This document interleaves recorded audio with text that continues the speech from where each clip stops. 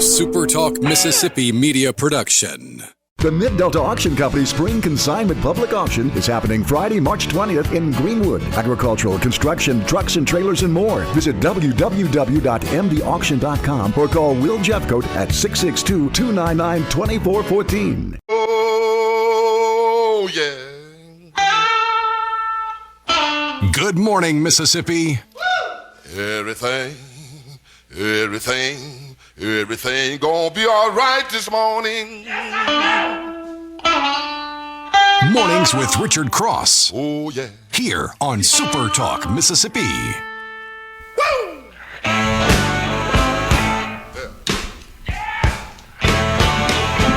Now, when I was a young boy, at the age of 5, my mother said I was gonna be the greatest man alive. But now I'm a man,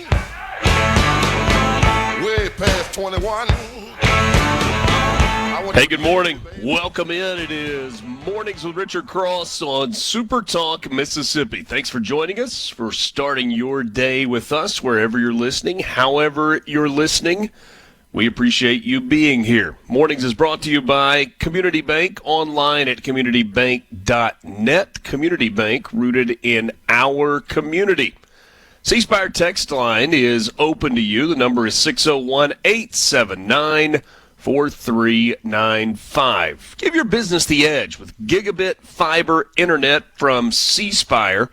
Learn more about them online at cspire.com. C Spire, customer inspired. I'm Richard Cross alongside Lance Tolbert. It feels like we were worlds away, and yet I think I'm going to be able to hear you just right there. Yeah, I'm right here, man, and you're coming in crystal clear from halfway across the country. How did everything go yesterday, man? That was one kind of a day, getting there, doing a game, and then waking up early, doing the MRC in the morning. I mean, that's juggling, dog.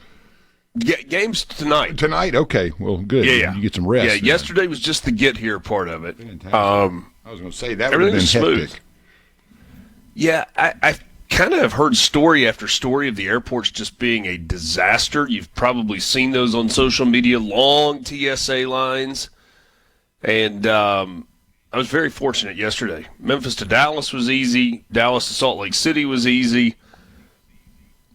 Had about a 45-minute drive to Orem, O-R-E-M. Nice little Game I'm drive. doing tonight is, say what? Was it a nice drive, a beautiful setting and all that, or is it kind of like a sparse landscape? I have made this drive one other time, and so I know that it was a beautiful setting, but it was 11 o'clock last night, so You weren't seeing I couldn't much. see a whole. Maybe the aliens. There were lots of twinkling lights in the distance, but so it made it in, and we got a little bit of sleep. Got this spaceship set up so that we could make sure everything worked this morning and ready to go. Love to hear from you. C Spire text line 601-879-4395. I will tell you, Lance, that when I walked out of the airport to get in a rental car last night at the Salt Lake City. Oh, by the way, guess what my rental car was? What'd you get, like a Ford Lambo? F-150. Oh, nice. There you go. Boom. I saw that was an option. I was like, yes, I'm going straight for that. Comfort. That's comfort right there, man. That's right. It made me just feel like I was at home. 61 degrees when I walked outside last night. Wow. Yeah. Kind of blows your mind. It really is crazy. There's a lot of warmer temperatures out west this year.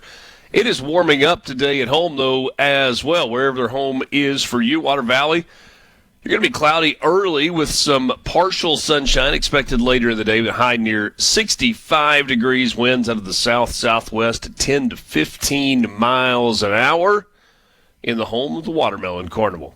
Kosciuszko, the home of the Whippets, cloudy skies early for you today, then partly cloudy in the afternoon. 66 the high in Kosciuszko today. Winds out of the south-southwest at 5 to 10 miles per hour.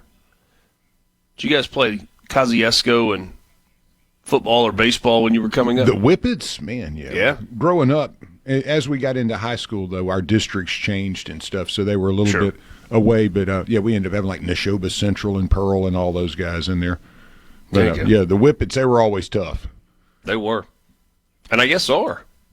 Oh, yeah. Laurel, cloudy skies early in the day for you, but it's going to be nice a little bit later. Some partial clearing this afternoon. 65 degrees, the breeze out of the south and southeast at 5 to 10 miles per hour. And then Poplarville, going to be overcast and 65 light and variable winds.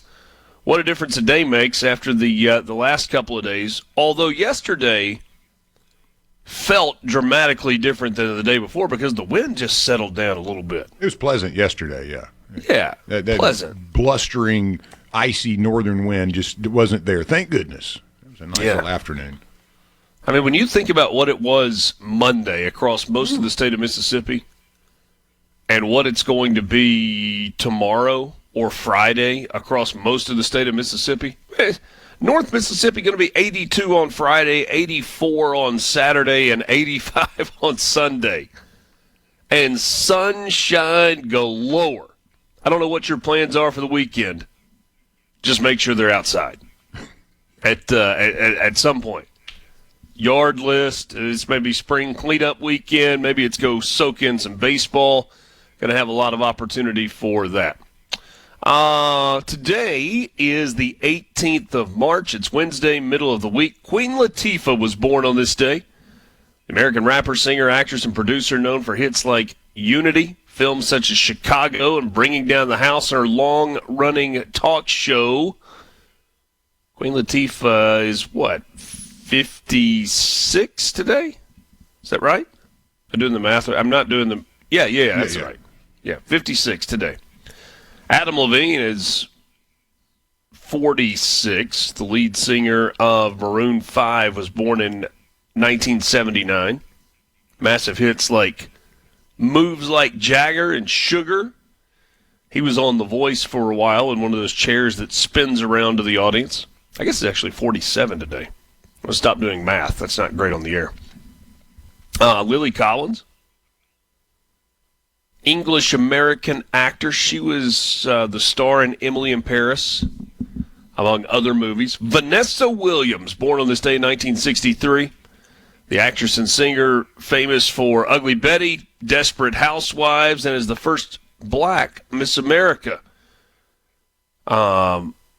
Save the Best for Last. That would be the song of hers that kind of pops to the front of mine. Beautiful, Vanessa Williams. Less beautiful, Grover Cleveland. Yeah. Born on this day in 1837. He was the 22nd and the 24th president of the United States. At the time, and until just a year ago, the only president to conserve non-consecutive terms in the Oval Office, known for his integrity and for his economic policies. You got to love it back then. The party he was a member of, the Bourbon Democrats, and he was able to get some mugwumps to cross party lines, to help him in the 1884 presidential election. The old mugwumps. Old mugwumps, yeah. Rudolph Diesel was born on this day in 1854. We probably should say thank you to him, though maybe not right now.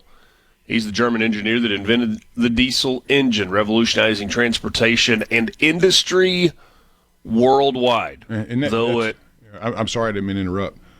I thought, isn't he Vin Diesel's uncle? Well, yeah. Of course, right?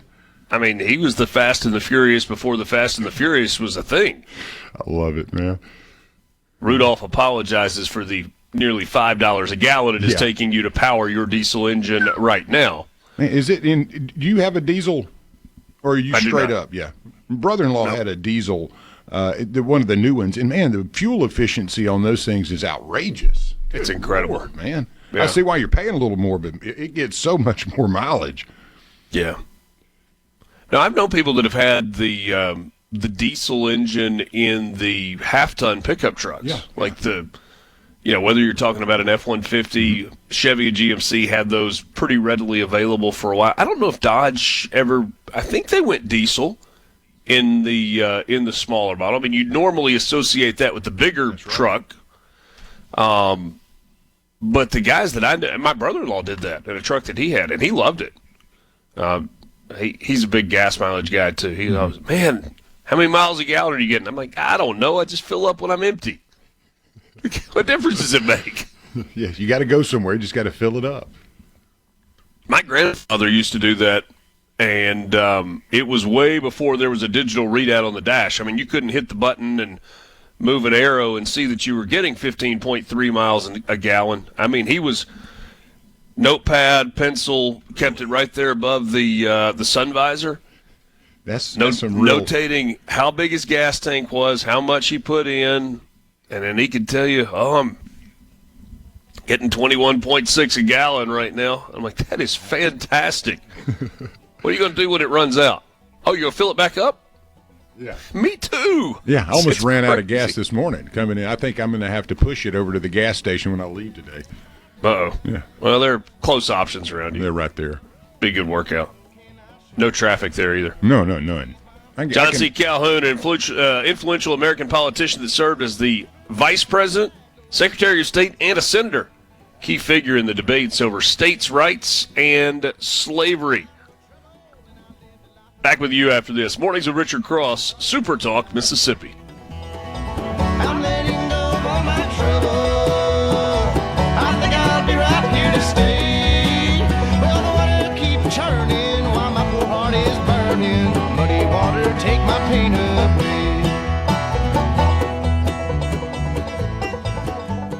From the Venable Glass Traffic Center. This is where Mississippi wakes up smarter. Headlines, context, and the conversations that matter most. Mornings with Richard Cross, right here on Super Talk, Mississippi. My transistor radio comes from far away. And when it's night over here, over there, it's a breaking day. I remember all the good times I had walking in the sun. Pleasure being with you on this Wednesday morning, middle of the week, the 18th of March. It is Mornings with Richard Cross on Super Talk, Mississippi. Ed in New Hope reminds us that the pride of sledge was born on this day. Happy birthday to the late, great Charlie Pride. Would have been 92 years old today. Ben in Tylertown says, somebody call the Popo. I just got gas, and I think that I have been robbed. It kind of has that feeling right now. Jay reminds us that Richard doesn't really watch The Voice because Adam Levine is still on the show. You are correct. I catch The Voice in snippets or when one of those when at some point my feed is curated to the point that something shows up, I'll usually watch it for a second. I kind of thought that he was still on the show, but whatever.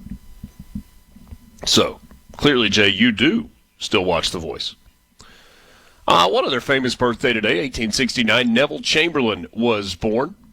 Served as Prime Minister of Britain from 1937 until 1940, infamous for his policy of appeasement toward Nazi Germany. That didn't go so well. No, but he had a great mustache and dressed really nice, so they all believed him. Yeah. Today in 1314, Jacques de Molay, the last Grand Master of the Knights of Templar, burned at the stake in Paris on orders of King Philip IV of France, effectively ending the order after years of persecution and trials. Of course, he knew where the treasure was. Yeah, that's what I was going to say. Yeah, that was the guy that knew where all the treasure was. A poor decision by King Philip. Mm-hmm. Probably should have just gotten him to tell him where the treasure was. Yeah, just have him work for you. Yeah. Today in 1766, the British Parliament repealed the Stamp Act of 1765 following widespread protests and boycotts in the American colonies, marking an early victory for colonial resistance ahead of the American Revolution. If only they had known what they were going to do to the tea. In 1871, the Paris Commune begins as working-class Parisians rise up against the French government, establishing a radical socialist regime that lasts until May and influences future revolutionary movements. And say what? I was just saying the French are good at revolutions. I mean, they are definitely Yeah, I love going back. For a revolution. The whole story of Napoleon, too, is just a fascinating one. You think about it, getting exiled, and then coming back, and then you get your butt kicked, and they go, no, let's exile this guy again. They just have a weird love for their people. Run them out, bring them back. Yeah, come on back again. Mahatma Gandhi sentenced to 6 years in prison by British authorities in India for civil disobedience. Served about 2 years before his release. It was highlighting his nonviolent resistance campaign. Just kind of sat there, didn't he? Yeah, that originally they started, I think he was like, they were the walk to the sea, if I remember. And then it was just a handful of them. And then as they kept going, like a lot of the Indians, picked up and went with him. And that's what he got in trouble for, basically. The civil disobedience. Yeah. And thousands upon thousands on the march to the sea. You are doing things that are upsetting our government. Yeah, the apple cart. 1925, the Tri-State Tornado. This was the deadliest single tornado in United States history. Struck Missouri, Illinois, and Indiana. Killed nearly 700 people and injured thousands of others. In 1937, this is awful. A massive natural gas explosion destroyed the New London Consolidated School in Texas. Killed nearly 300 people. Most of them were children. In one of the worst school disasters in American history, led to major safety reforms at gas facilities and around schools as well. 1965, you remember the name Alexei Leonov? He was the Soviet cosmonaut that was the first to go on a spacewalk. He went for about a 12-minute stroll outside the Vokshed 2 spacecraft, a groundbreaking milestone in human space exploration. And finally, this is a good one. I don't know why I'm fascinated with art heists. This is one of them. The noblest of thieves. Yeah. One of the largest art thefts in history. 2 thieves disguised as police officers stole 13 priceless artworks, including pieces by Rembrandt, Vermeer, and Manet. Not Monet, but Manet. From the Isabella Stewart Gardner Museum in Boston. That happened in 1990. The case remains unresolved. That's a successful heist there. Wonder what happened to the paintings. Which rich guy has them in his study? Hanging on a wall behind another painting. That's right. Somewhere. All right, time for some news headlines this morning. This is kind of cool out of Flora, right there in Lance's backyard. Salad Days Hydroponic Farm. Salad Days Hydroponic Farm is now fully operational in Flora after an expansion in the industrial park there. It includes a new 68,000 square foot greenhouse. The company will now be able to produce 3 million heads of lettuce every single year, advancing hydroponic farming technology, increasing Mississippi's ability to grow its own fresh produce, and reducing the state's reliance on lettuce that comes from Arizona and California and other parts of the United States. The new high-tech greenhouses use what's called CEA, Controlled Environmental Agriculture, and it allows the company to grow consistently beautiful lettuce year-round without pesticides. The hydroponic lettuce, that's the one that you get in like the little plastic container where it's got kind of the root ball at the bottom of it, just green and leafy. State and local leaders were on hand earlier this week, yesterday actually, to cut the ribbon on the company's new greenhouse. The Mississippi Agriculture and Commerce Commissioner was there. That would be Commissioner Andy Gibson. USDA Mississippi Director Dane Maxwell was there. Madison County Economic Development folks were there, as was the mayor of Flora. So, really cool project there for Salad Days. I guess if you see Salad Days hydroponic farm lettuce at your local grocery store, support them. I'm buying it, yeah. Love it.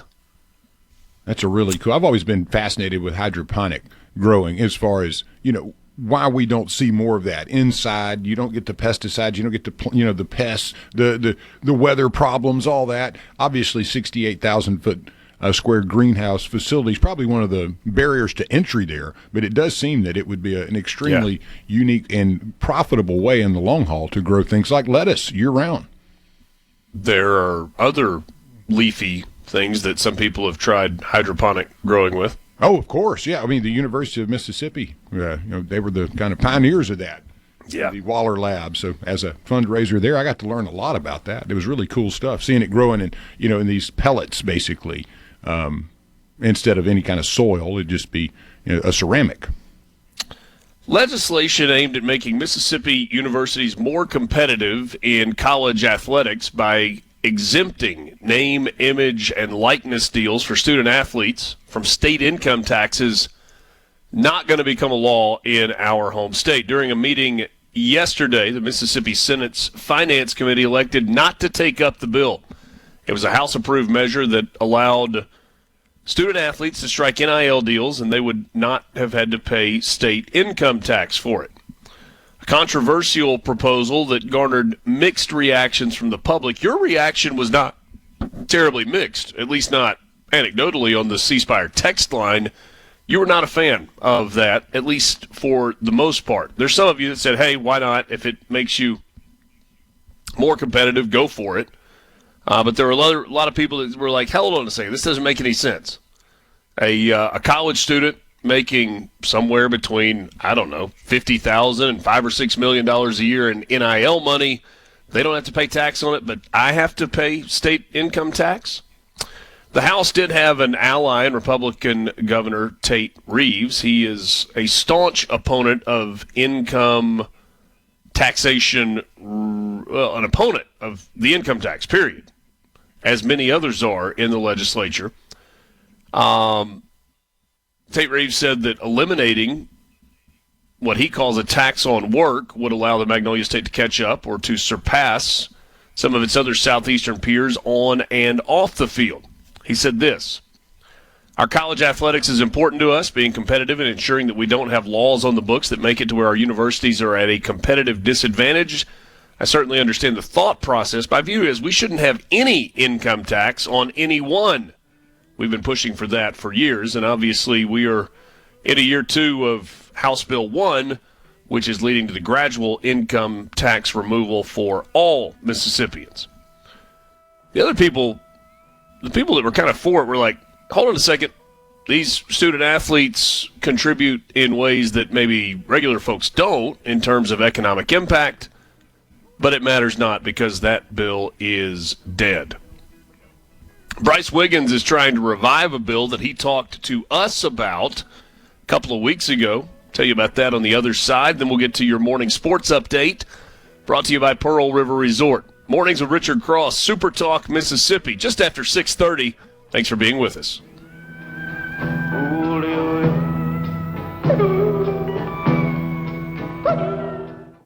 From the Seabrook.com. Reaching across the state and across the aisle. Mornings with Richard Cross on SuperTalk, Mississippi.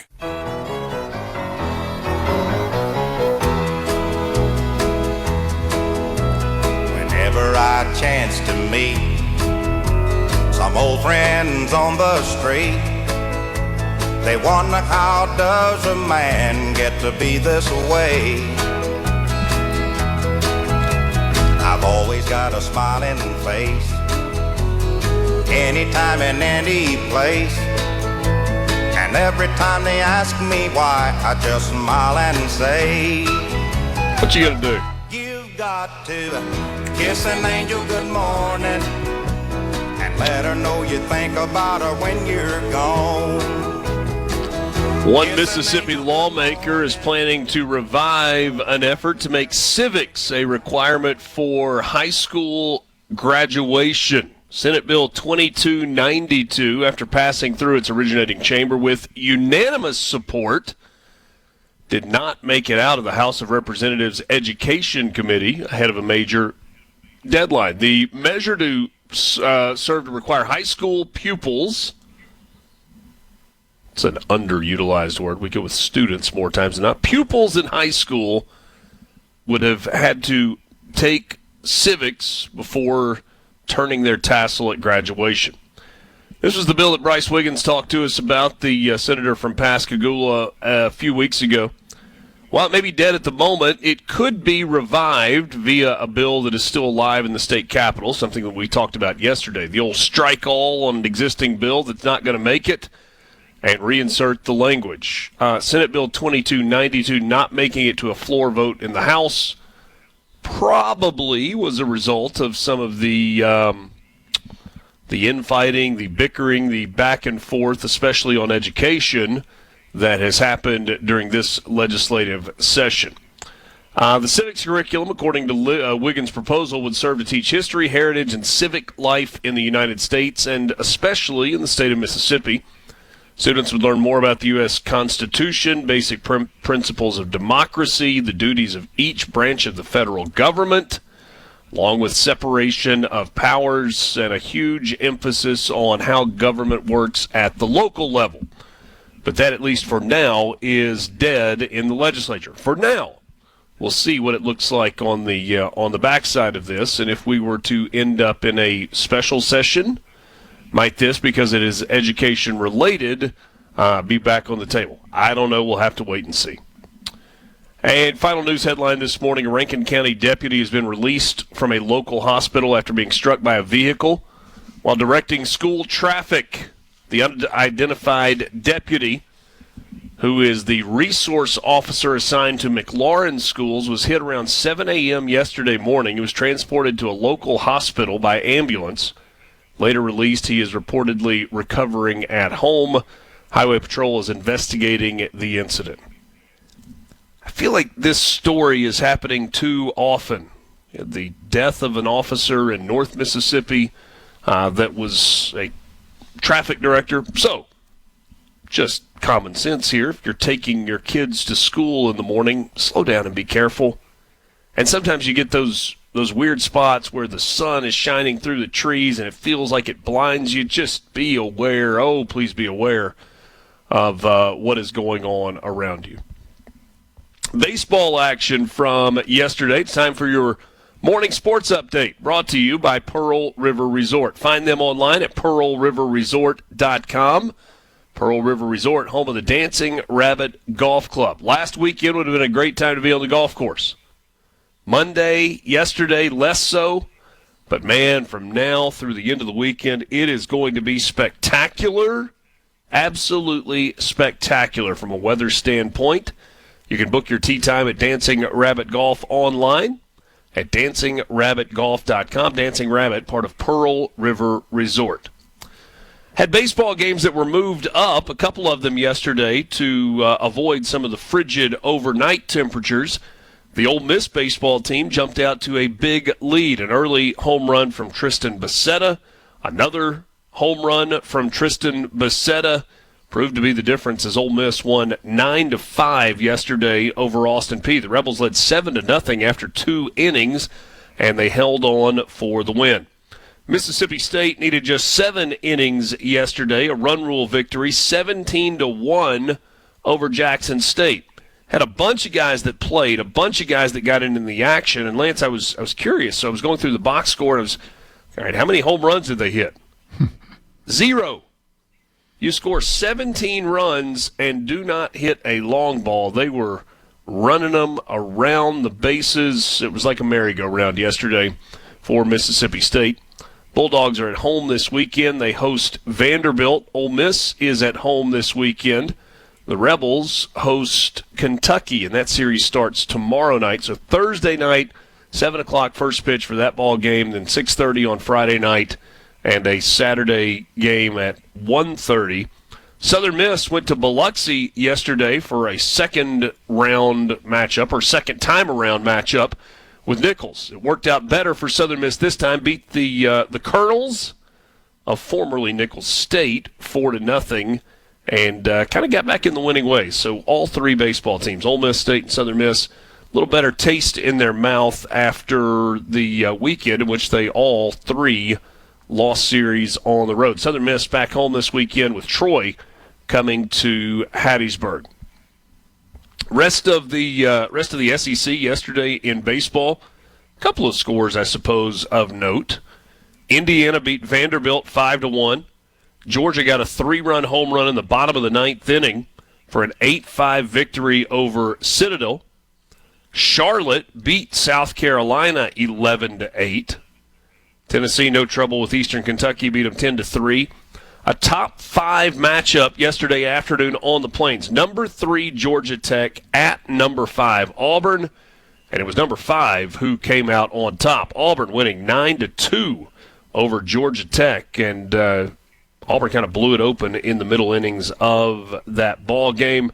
Florida beat Stetson last night. Texas State, close but no cigar against Texas A&M. The Aggies won at 9-6 over the Bobcats. Arkansas beat Northern Colorado. Southeastern Louisiana, they were able to clip Oklahoma, shut them out 3-0 yesterday. South Alabama beat Alabama 6-3. Not a great night for the SEC. LSU did get a win over Grambling 7-1. Tarleton State handed Texas just its second loss of the year with a 6-1 victory in Austin. So that's your baseball roundup yesterday from around the SEC. You had a couple of games last night in Dayton, Ohio. The first 4, they were both really, really close. Howard University got a win 86-83 over UMBC. That's Maryland, Baltimore County. You remember UMBC, you may remember, was the first ever 16 seed to knock off a number 1 seed. They did so against Virginia about a decade or so ago. And then Texas, who when we last saw them, lost on the hardwood to Ole Miss in the SEC tournament, still got into the big dance with a record of 18-14. They are still alive. They knocked out NC State last night in Dayton 68-66. That was the final in that ball game. And so Texas moves on in the NCAA tournament. Then you had the World Baseball Classic last night. Venezuela was leading 2-0 in the bottom of the 8th inning. Bryce Harper, the Philadelphia Phillies star, had an abysmal baseball classic, WBC, at the plate, but he made up for it in the bottom of the 8th inning. On a 1-0 pitch, he drove a fastball over the center field wall, made it a 2-2 game, and the crowd in Miami went berserk, but Venezuela in the top of the 9th inning got an RBI double. They won it 3-2. And the Venezuelans just unbridled happiness and jubilation after that one. Did you catch any of that last night, Lance? No, man, I really didn't. And kind of sad I didn't. A 3-2 loss by the Americans to the Venezuelans. I'm sure that was a heck of a game. That's an all-star lineup over there, too, on seemingly both teams. Really, for both teams. You got Major League Baseballs that littered the rosters of all the teams that were in there. So a disappointing finish for the Americans, but a huge win for Venezuela. They talked a lot about playing for their country and bringing happiness to their home country, who has gone through a lot in recent weeks and months. So World Baseball Classic comes to an end. Incredible atmosphere. I don't know what the split in the crowd was, but it sounded and felt like it was majority Venezuelan fans. Miami, obviously a place where it kind of lends itself to that, but worked out well for them, and they were very celebratory after it was all over. That is your sports update this morning, brought to you by Pearl River Resort, online at pearlriverresort.com. Got your Mississippi Lottery update, and then one more headline I'll give you when we come back from the sports world. Passing of the torch from a legend in high school basketball to one of his former players. Tell you about that coming up next as well. Mornings with Richard Cross, Super Talk, Mississippi. We will wrap up the 6 o'clock hour when we come back.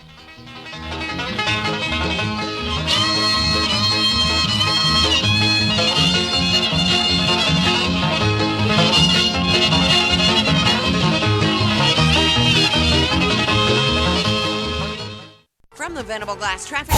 Mornings with Richard Cross. What's up? Let's get the show going. Super Talk, Mississippi. Time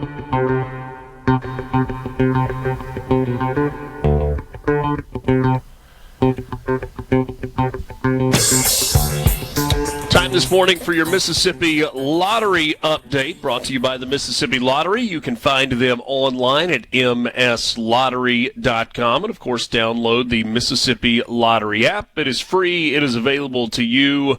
Just search the App Store or Google Play. Mega Millions last night. A player in Van Wert, Ohio, had the luck of the Irish on St. Patrick's Day. Won the $60 million jackpot by matching all 5 numbers and the Mega Ball. So an Ohio person, don't know if it was a man or a woman, with a big payday yesterday on St. Patrick's Day. Jackpot resets to $50 million for Friday night's drawing. That's coming up on March 20th. No recent winner on Powerball, and so for tonight, $101 million in the jackpot with an estimated cash value of $46 million. No Millionaire for Life winner after Tuesday night's drawing, but we had winners all over the state of Mississippi. A Natchez man on 3 Cash 4 tickets won $12,900 from Blue Sky in Natchez. A Brandon woman on a Cash Pop ticket won $3,750 on 3 tickets from Walmart in Flowood and Walmart in Pearl. How about that? You grab tickets from 2 different locations, and they're winners across the board. A Biloxi man on a Match 5 won $55,000 on a ticket from J&S Grocery in Biloxi. A Columbus man on a $10 Triple Red Sevens scratch-off won $10,000. Bought the ticket at Sprint Mart in Columbus. And on a $30 Millionaire Maker scratch-off, a Pearl man won $1 million. That was on a ticket from Gas and Grub in Florence. A lot of winners in the Mississippi Lottery. Can't be a winner if you don't play. Visit mslottery.com for all the rules and the regulations and all of the newest games. That's mslottery.com. Hey, is that the first Millionaire Maker winner we've had on the million? That's the first that I remember. Yeah, first I remember. $30 ticket too. Heck yeah, that's throwing some money out there, but a great reward to come home with a bill. And the biggest bill you can get. $1 million? Yeah. Goodness gracious. Yeah. High risk, high reward. Yeah. We have known for a while that legendary Mississippi basketball coach Richard DeWeese was retiring. He is the all-time winningest coach in Mississippi high school basketball history. And now his successor has been named. And that successor is Harper Hudnall. Big shoes to fill, taking over a job that most recently was held, as I said, by the winningest coach in Mississippi history. MRA announced yesterday that Hudnall will be the new head coach of the boys hoops program, taking over for Richard DeWeese. DeWeese capped a 50-plus year career with nearly 1,900 wins and 42 state championships. How about that? 42? Oh, man. Most recently, capping it off in style with a win over Jackson Academy in the MAIS overall title game. So, what do we know about Hudnall? Well, he was the junior high coach at Hudnall. He was an assistant to Richard DeWeese for the last 4 years. He played basketball at MRA. He was a point guard in 2013 through 2016, an all-MAIS performer. And the athletics director at MRA said, simply put, Harper Hudnall is MRA. His family moved to Madison in 2010. He enjoyed an outstanding career as a multi-sport student athlete. His blood, sweat, and tears are in these hardwoods. Talking about the floor, not the trees. As a player and now head coach, Harper has been learning from and mentored by the very best in Coach Richard DeWeese. He's a teacher and a mentor in his own right, passionate about the student-athlete experience, both on the floor and off. Harper knows what it takes to achieve excellence. He's a champion. A glowing endorsement from his new boss. Yeah, that's what you want to hear if you're following a legend. Yeah. You know, they say you don't want to be the man that follows the man. You want to be the man that follows the man that followed the man. But Coach Hudnall excited certainly about this opportunity. Yeah. And then one last note for you. Former Mississippi State standout and 6-time Pro Bowl cornerback Darius Slay is retiring. Won a Super Bowl with the Philadelphia Eagles, not this past year, but the year before. He is hanging it up after a decade plus in the league. Slay said, I've been blessed to play. Let me try that again. I've been blessed to play the game I love since I was 5 years old for an amazing 13 years at the highest level. Football was my peace, my joy, my everything. The Georgia native played at Itawamba Community College before heading to Mississippi State. He was there in 2012 and 2013. All-SEC second team in 2012, selected in the second round of the draft back in 2013 by the Detroit Lions. Played for the Lions through 2019 and then the Eagles for the final years of his career. Wrapped it up with the Pittsburgh Steelers. So congratulations on a great career and a retirement now for Darius Slay. 6 o'clock hour in the books. We got lots coming up with you. The news is next, then more of Mornings with Richard Cross on SuperTalk Mississippi.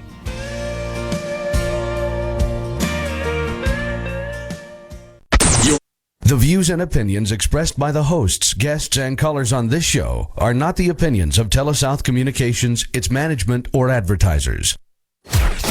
Grab another cup of coffee and start your day right. Mornings with Richard Cross here on Super Talk, Mississippi. Kinda hangs in the air. Rednecks, white socks, and blue ribbon beer. The cowboys cussing the pinball machine. A drunk at the bar. It's getting noisy and mean. And some guy on the phone says, good morning to you. It is Mornings with Richard Cross on Super Talk Mississippi, just after 7 o'clock as you get your day started. We appreciate you spending some time with us. A reminder that the C Spire text line is open, 601-879-4395. This tax season, C Spire is helping you stretch your refund and still get the devices you want. Right now, new and current customers can get 3 free devices plus 100 gigs of data for just $100. It's all part of C Spire's Ultimate Connect bundle. Any new iPhone or Samsung Galaxy, free. Plus a free smartwatch and a free tablet to go with it. So don't wait. There's more to see. Shop now at cspire.com or visit your local C Spire store today. You know, you asked yesterday about the iPhone, and, you know, the more I thought about it, I just don't know if I can abandon the Koreans at their point of greatest need right now. I feel very invested in their economy, and, you know, it would probably take more than 100. I'd need to be bribed more in order to go the iPhone route. Yeah, I just don't want to hurt the Koreans. They're our trading partners. I'm willing to buy you a phone and you get a free watch. I'm not even saying, hey, I got to get the tablet and the watch. I'm messing with you, man.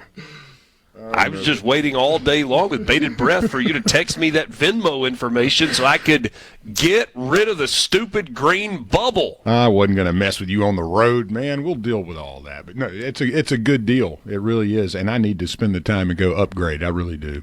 There you go. I need to. And then I'll be able to actually get your messages on my computer as well. So you can for read the them. 800 links that you send me every day, I don't have to open them on my phone and then try to transfer them over. I can just open them on my laptop. It would be so incredibly efficient. Like Thomas says, just going and get a Chinese or Indian-made iPhone. I mean, you know, I might as well, huh? Everybody else is using them. 601-879-4395 if you want to join the conversation, Thomas. Come on, brother. Get you a Chinese iPhone. Oh, me. When did that requirement come into being? Brent in Caledonia. I'm not sure, Brent, what you're asking. Is that related to the iPhone and C Spire? I think it's what parameter causes a bill to need 60% of the vote in Congress.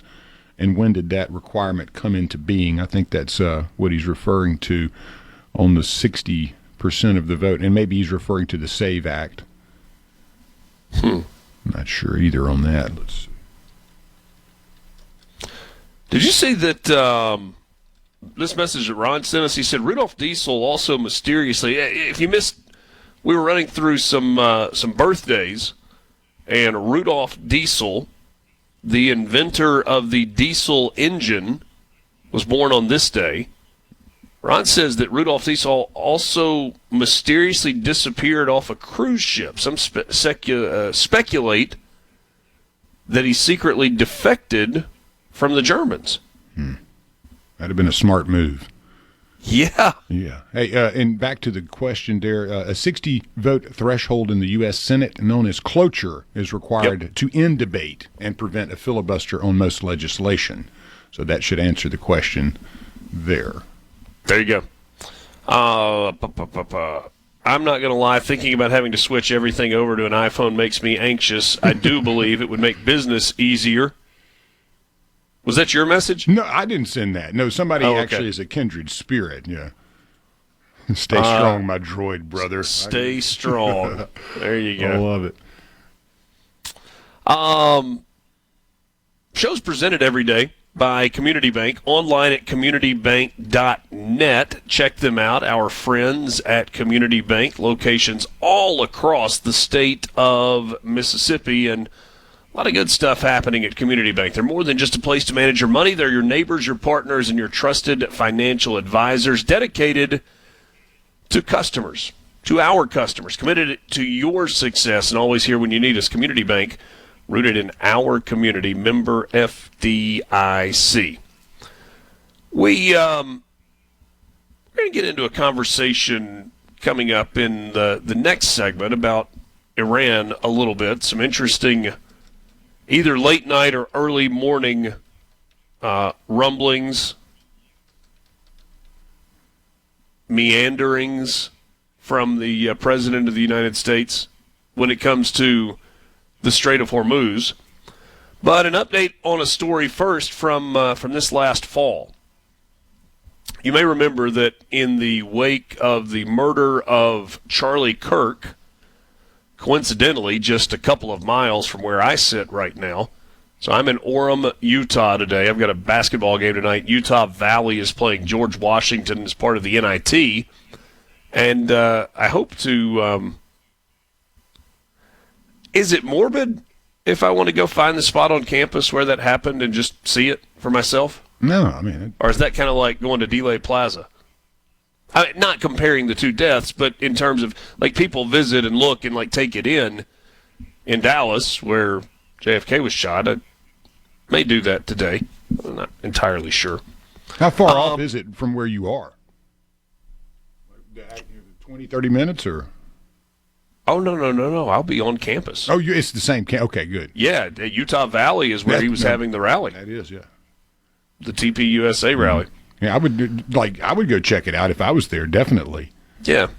So, in the wake of the Charlie Kirk assassination, there was all kinds of, there was this outpouring of support, but there were also detractors. There were people that did not like Charlie Kirk, that did not like Charlie Kirk's message, that thought he was divisive, and an employee at Ole Miss reposted on Instagram pretty divisive language. She later deleted it and apologized for it, but has since sued the university and Chancellor Glenn Boyce for wrongful termination, I suppose, violation of her First Amendment rights. Federal judge has dismissed Lauren Stokes' First Amendment retaliation lawsuit against Chancellor Glenn Boyce, bringing an early end, at least for now, to one of the state's most closely watched campus speech disputes. In a March 16th opinion, so that was 2 days ago, District Judge Glenn Davidson ruled that Stokes failed to show her constitutional rights were violated and that Glenn Boyce, as Chancellor of the University of Mississippi, is entitled to qualified immunity. The court found the university had a, quote, substantial interest in maintaining the efficient operation, close quote, of its departments, and that the widespread disruption caused by Stokes' social media post weighed against her claim. The ruling turns on the same legal framework that has defined the case from its outset, and that is the Supreme Court's Pickering-Connick balancing test that weighs a public employee's speech rights against a government employer's interest in workplace efficiency. Boyce's defense emphasized that even Stokes' own complaint described a viral backlash, threats, and operational strain that could justify university action. Stokes was an executive assistant in the university's development office, fired on September 11th of last year, less than 24 hours after resharing an Instagram post that sharply criticized slain conservative activist Charlie Kirk. Her post drew national attention, millions of views, and intense backlash that came at both her and at the university. The reason that we said just a second ago that I said a second ago that it brings an early end, at least for now, to one of the most closely watched First Amendment campus speech debates is that the attorney for Lauren Stokes has already indicated plans to appeal to the Fifth Circuit Court of Appeals, arguing that the ruling effectively allows what the attorney called a heckler's veto over protected speech. But for now, a win for Ole Miss reinforces a key point raised early in the litigation. First Amendment cases involving public employees, their speech rights are not absolute. They have to be weighed against institutional disruption.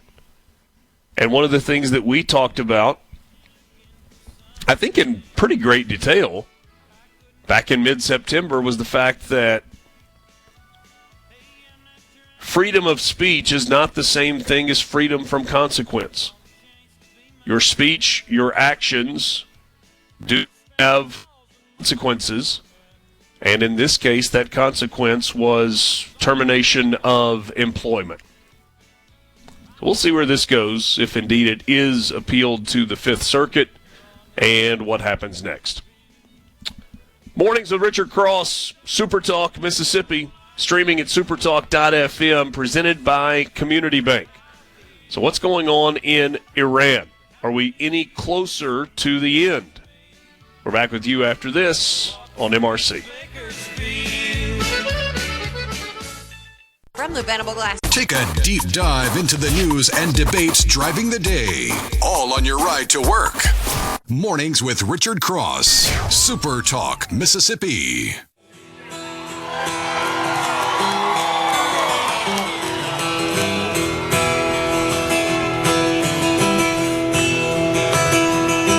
Well, preacher man talking on TV, cutting down my rock and roll. He wants me to send a donation, says he's worried about my soul. Now Jesus walked on the water, Lord, you know I believe that's true. But sometimes I think Jimmy Swagger. Good to be with you this morning. It is Mornings with Richard Cross on Super Talk, Mississippi. Thanks for joining us. I feel like we're just right here together, even though I'm half a country away. Though still in our country. I'm in Utah this morning. Lance Tolbert is in the studio. I'm glad to be with you as well. The 7 o'clock hour of MRC every single day is brought to you by MWG. That's MWG Employer Services. If you are involved in benefits and payroll, you are an HR professional and you're struggling, you want to yank the hairs out of the top of your head, you're not alone. MWG Employer Services can help. They can provide a full range of employer services plus a custom plan that fits you. We use MWG Employer Services at SuperTalk. In fact, sitting in the airport last night and was kind of wandering my way through there and checking out a bunch of different stuff that was there. If you think MWG Employer Services can help you, give them a call at 601-206-7966 or go to mwgemployerservices.com. I should mention the story that I was referencing just a moment ago, and some of the commentary and the quotes about Lauren Stokes and her First Amendment lawsuit against Ole Miss and the chancellor at Ole Miss. I was looking at a story that was written by Russ Latino at Magnolia Tribune. Russ does good work there, and it's kind of a good summary of where that case is right now. So, tip of the cap to Russ on that. All right, C Spire text line open, 601-879-4395. Let's talk a little bit about the Iran war. There was a flurry of activity that was going on last night. I don't love all that the Associated Press puts out, but one of the things that they do when there is a big story that's going on, they have kind of a timeline where they just keep up with all the stuff that's happening. They just bang, bang, bang, bang. Not big, in-depth news stories, but just almost kind of like headlines. And if you go back to the early morning hours, the overnight hours, there was a flurry of activity that happened yesterday. Israel strike in Gaza kills 2 Palestinians and wounds 12. Israel says that it killed Soleimani in a combat tent. Red Cross reporting that Iranian civilians are paying a heavy price, as you would expect. Israel sent out a warning of missiles firing into Iran. The United Arab Emirates at what was 6:54 a.m. our time said that 10 missiles and 45 drones had been fired at the country. Whatever discipline existed with the IRGC is completely gone. There is zero strategy. There's zero leadership. There's zero coordinated response, and they have a dwindling stockpile of missiles, and they're just firing willy-nilly. Very technical war term there. Just firing willy-nilly at countries in the region. And one of the fascinating things about this is you saw the news yesterday that the Gulf states seem to be hardening in their support against Iran and for the United States. And if it's not open and out on Front Street, it's happening behind the scenes. There is an encouragement from what I think we would call our allies in the Middle East, Saudi Arabia, the United Arab Emirates, and others within the region, where they're saying, hey, finish this, United States. Don't just pull out now. Please finish this. So what is happening? There is if you follow Clay Travis, of all people, on X, you may have seen a post that he had yesterday where he referenced an opinion piece and an op-ed, but an op-ed with some pretty significant reporting and some pretty significant institutional knowledge from a writer at Al Jazeera. Now, that is not normally an outlet that I spend a lot of time reading. It's not normally a place where we go for news stories. But I read it on the plane last night, and it was a really fascinating kind of middle-of-the-road look. And this was somebody that has lived in a war zone, not just this current war zone, but in Iraq previously, and has worked at the Department of Defense or with the Department of Defense in the past and has a pretty keen understanding of the way that a lot of these things work. And the point that he was making in this story at Al Jazeera, and I would encourage you to read it if you got time, it's kind of a long piece, is that while the media and Democrats in particular are, and some Republicans, to be fair, are already calling this another forever war in the Middle East. And by the way, it took them about an hour into the strikes starting before that line of rhetoric began. But they're saying, oh, it's forever, and there's no strategy, and there's no plan. He actually puts a pretty strong counter-argument in place that says, actually, there's not a great strategy in terms of messaging. Donald Trump seems to waffle on unconditional surrender versus are we willing to engage in some peace talks. Are we for supporting a regime change, or do we let it on? So the messaging hasn't been great, but the actual war strategy has been incredible, and it's come in waves, and it has been put together with United States and Israeli forces together, and it was the initial bombardment that was just overwhelming, followed by strategic target takeout. And we saw more of that yesterday. Ali Larijani, the top Iranian security official that was still alive, Wall Street Journal writes this. He strolled confidently in dark sunglasses and a black coat Friday through a rally of regime loyalists in central Tehran. It was his first public appearance in a war in which he was a known target. And then he posted on X about it. Brave people, brave officials, brave leaders. This combination cannot be defeated. 4 days later, he was dead. Early yesterday morning, Israel's intelligence services found Larijani gathered with other officials at a hideout on the outskirts of Tehran, and they killed him with a missile strike. That same night, Israel got a tip from ordinary Iranians that the leader of the feared Basij militia, Gholam Reza Soleimani, was holding up with his deputies in a tent in a wooded area in Tehran. This was the payoff that Israel has been looking for when they blew up the Basij headquarters and command post and have struck them for the better part of 2 weeks, forcing their members to gather out in the open. Soleimani was struck and was killed. Israeli and American leaders said at the outset of this war that this would create conditions for Iranians to topple the regime.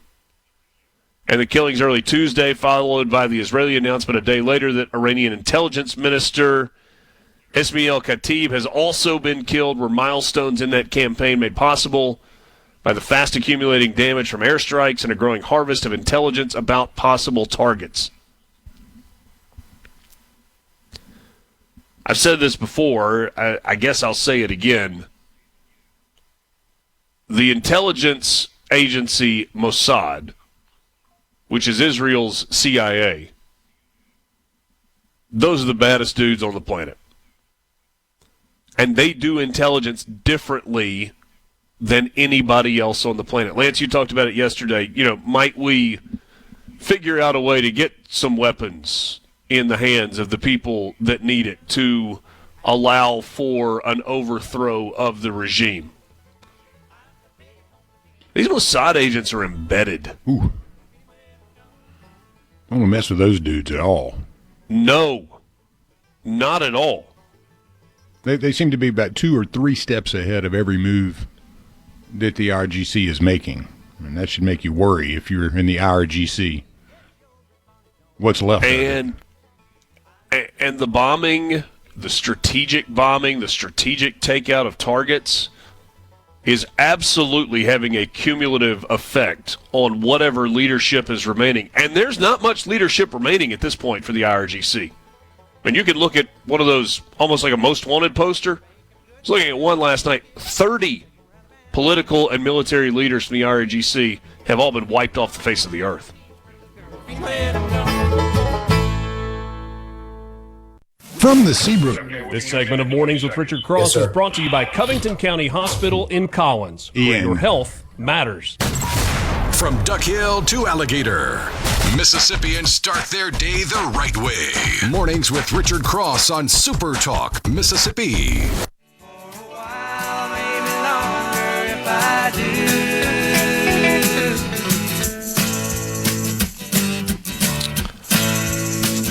Welcome again. Mornings with Richard Cross, presented by Community Bank, online at communitybank.net, rooted in our community. Glad to be with you and glad to welcome a first-time guest, though I certainly hope it will not be the last time that this gentleman joins us. Iain Vasey is the new president and CEO of the Golden Triangle Development Link. That's the economic development arm in the GTR area. Iain, I think you're 3 days officially into the new job, so congratulations. I'm ready to hear the strategic plan. Just lay it all out for us. You know, and I heard from your producer you want to know about all the secret deals and pipelines, and I told him, no, I can't do that. He said, just make something up. Richard will never know. That'll be good. We need to see your Salesforce history, if you could get that to us so that we can keep up with all the pipeline engagement. Welcome. Congratulations. Thank Obviously a big job and a big opportunity for a part of the state of Mississippi that has had a lot of success. It's an incredible success story to see what GTR Link has been able to accomplish over the last couple of decades. Talk to us a little bit about your background, because I know that you've worked in different parts of the country, both the Pacific Northwest and also the extreme southern part of Texas. Yeah. First of all, let me apologize. I picked up this cough last week, so it's a little annoying, but I'm adjusting to the allergy season right now. 'Tis the season. Yeah, so I've been doing economic development work for over 30 years, both on the private side as a site selection consultant and corporate real estate, and on the economic development side, representing the public agencies. So most recently I was up in Oregon, and the principal thing I was doing is working with the Air Force to build and convert a major fighter base from F-15s to F-35s. So everything from building an academic training center, repair and maintenance facilities, new hangars, new fire stations, new things like that.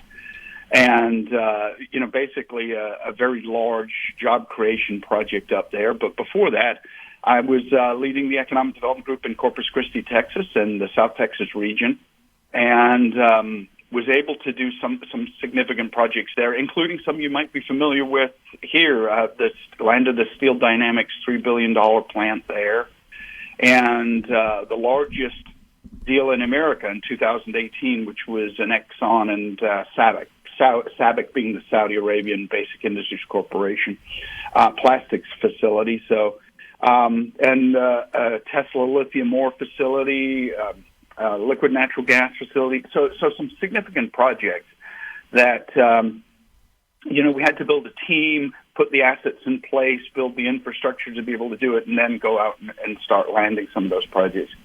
And I know this region here, the Golden Triangle, has a lot invested in these mega sites and the large industrial projects. And, my background is working large industrial projects and landing them on mega sites. So, I think there was some similarity there. So I'm curious, some of those projects that you referenced, especially in the Corpus Christi area, I would think are kind of geography-based, right? Whether it's shipping or ocean-related, maybe not. When you look at what's in place with Link right now, is it about new projects or is it about upselling? And I guess I ask that with the backdrop of the announcement and kind of finishing out PACCAR's big expansion that just kind of, I guess, officially launched a few days ago last week. So what does that look like? In economic development, your number one priority has to be business retention and expansion. Keeping the existing companies you've got and helping them to expand. That's number one. Doesn't matter where you are or what you do. You have to be kind of doing that economic gardening, if you will, and working with your existing companies. The flip side of that coin is working to build the business attraction pipeline, the advanced manufacturing. And in order to do that, you need not just your sites, but you need to build your labor force, your incentive structure, your infrastructure that'll support that facility. So you can't, to answer your question, you can't really do one without the other, but you need to be focused first and central on your business retention and expansion program, to expand the PACCARs, to work with the Airbus folks, to make sure that they stay here, and that you kind of get ahead of any threats that are on the horizon to some of those companies. If it's national, trends, if it's international trends, if it's tariffs, if it's logistics issues. You have to stay ahead of those and work with your existing companies. Number one. Number two, and neither one's more, the number two not being much less important, but you need to be filling that pipeline of business recruitment and aggressively going out there and talking to Fortune 1000 companies. And it doesn't matter, if it's, logistics based or regional based or asset based. You have to be just talking through and presenting the best case and the best data you can to those, Fortune 1000 plus companies. Iain Vasey is the new president and CEO of the Golden Triangle Development Link, and one of the things that we've talked about through the years with Link is kind of the uniqueness of this project. It was bean fields and farmland, and it has turned into this incredible industrial manufacturing hub. I'm curious, from your previous stops along the way in the economic development world, what was your impression of what was happening with Link? Because I know trade magazines and people in the industry keep up with what was going on. And what is it, from your perspective, that makes this opportunity so unique? 25 years ago, 30 years ago, probably, the perception was it was bean fields. And the economic kind of miracle that is the northern part of Mississippi is really, everybody's been paying attention to it for the last certainly 20 years. And at first people were surprised, but then they started hearing about the consistency of the deals, the building of the labor force. Actually, the biggest thing that had me paying attention in the last year was the improvements in the educational system, and which leads to that, the most educated workforce you can put your hands on. It's making positive momentum. There are states, by the way, that are going backwards in terms of building a business-friendly environment. Mississippi's not one of those. Mississippi's actually making real progress, and the logistics, the distance to markets, you can capture within a 500-mile radius, a really good portion of the United States population within that. You do your drive times and your radii. So, those are things that we pay attention to. And I think one of the things, when I got a call in December from the consultants that were working with the Link and saying, look, there's a lot of similarities to your history and what you've been doing with what they are doing as well.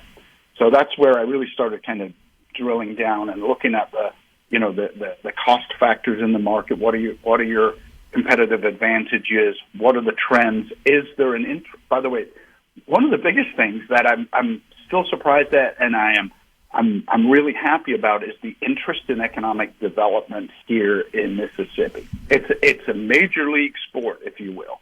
Yeah. Where I was in Oregon, we landed a very large Amazon distribution center. We couldn't get anybody to pay attention to it. The governor certainly didn't come down and do any ribbon cuttings or anything like that. So, read into that what you will.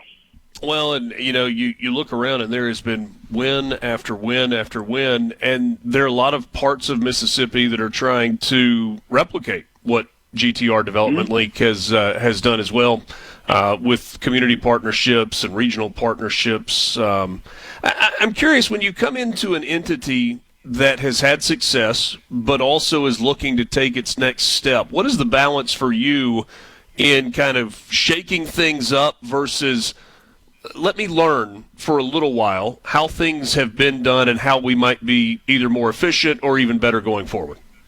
Yeah, let me tell you, Richard, I'm in very much the learning and education phase right now, understanding where the weak spots are, understanding where some of our strengths are.